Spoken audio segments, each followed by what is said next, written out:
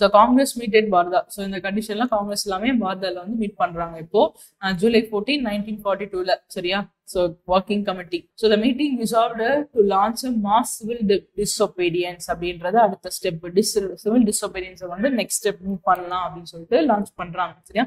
C Rajaji and புலாபாய் Desai who had reservation against launching. சரியா? இதெல்லாம் இதுக்கு எதிராக வந்து என்ன பண்றாங்க அப்படின்னா ரிசைன் பண்ணிடுறாங்க. காங்கிரஸ் கமிட்டி ஒர்க்கிங் கமிட்டில இருந்து ரிசைன் பண்ணிட்டு வெளில வராங்க. சரியா?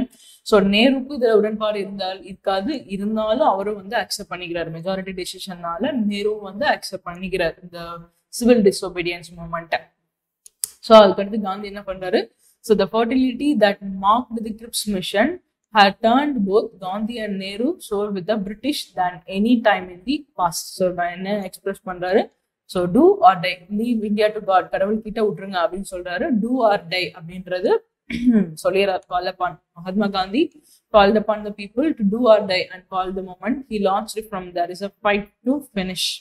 சரிங்களா?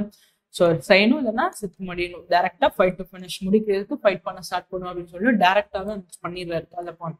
So this is quit India movement. சரியா? The colonial government did not wait. So அதை வெயிட் பண்ணிட்டு இருக்கும்போது, ஏன்னா ஓவரா செய்யும் போது பிரிட்டிஷ் கவர்மெண்ட் என்ன பண்ணுது? ஸோ லேட்டர் என்ன பண்றாங்க அப்படின்னா எல்லா லீடர்ஸையுமே அரெஸ்ட் பண்ணிடுறாங்க. சரிங்களா? ஸோ ஏர்லி மார்னிங்கா அரெஸ்ட் பண்ணிடுறாங்க 9 August 1942. So the Indian people too did not wait. சரிங்களா? அவங்களாலே வெயிட் பண்ண முடியல. என்ன பண்றாங்க? டைரக்டா என்ன பண்றாங்க? Immediate response predawn arrest was hartal.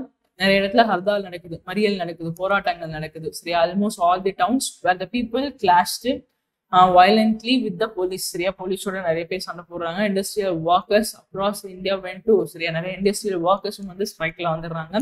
So Tata steel ஜாம்ஷெட்பூர்ல இருக்குல்ல, அவங்க என்ன பண்ணிடுறாங்க? க்ளோஸ் பண்ணிடுறாங்க. Still working 13 days. அவங்களும் வந்து தன்னோட போராட்டங்களை வந்து வெளிப்படுத்துறாங்க.